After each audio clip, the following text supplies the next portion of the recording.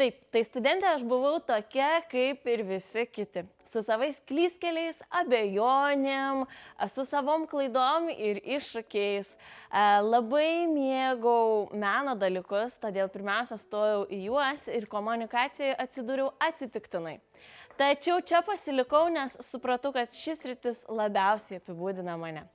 Intensyviai naudojausi studijų metu artis liberalės principais ir prisirinkau daugybę dalykų apie menus. Tai praktiškai gyvenau 2 fakultetuose.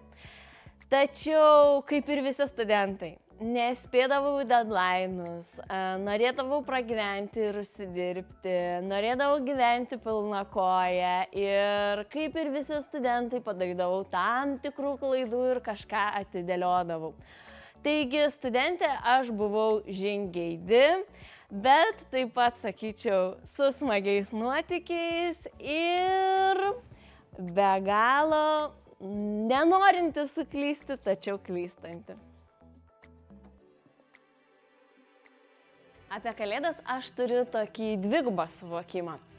Viena vertus man kalėdas asocijuojasi su prasme, stebuklu, su magišku laukimu, su geresniais žmonėmis, su visu tuo gražiu ir papuoštu laikotarpiu.